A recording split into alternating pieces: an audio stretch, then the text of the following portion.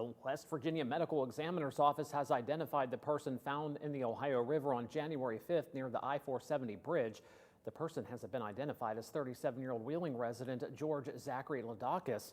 Emergency crews responded to reports of a body being found near the I-470 bridge. Wheeling police say a cause and manner of death have not yet been determined as the investigation remains ongoing.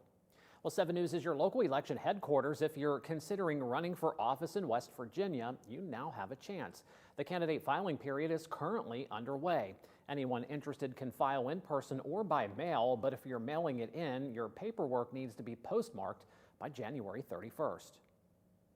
The first time in 25 years that those that are unaffiliated or independent with a small I will not be able to pull a Republican ballot in the primary. The importance here, though, is that there are some races like Board of Education that are decided in the May primary, and we want as many people to be eligible to vote as possible. There is a filing fee that is 1% of the annual salary of the office you're running for. Again, the filing period ends on January 31st at 11:59 p.m. Meantime, Ohio's new Election Integrity Commission is getting to work early as campaign season ramps up. It replaces the state's former Elections Commission, a change Secretary of State Frank LaRose says was necessary. The new panel can issue fines for things like a ballot harvesting, fake petition signatures, or even submitting a ballot for someone who's passed away.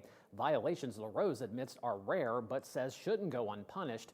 It can also crack down on campaign finance violations. There has been a lot of concern about how people conduct themselves in elections, and I think our job is going to be to try and assure the public that we are fairly and impartially applying those rules and holding to account those individuals that violate the rules. Secretary LaRose also told the commission one of his top priorities for them will be to collect some of the millions of dollars owed to the state by campaign finance violators who have never paid their fines. Well, liquidation sales are now underway at Value City Furniture. The Columbus-based company says all of its stores are holding going out of business sales while inventory lasts. Value City filed for bankruptcy back in November.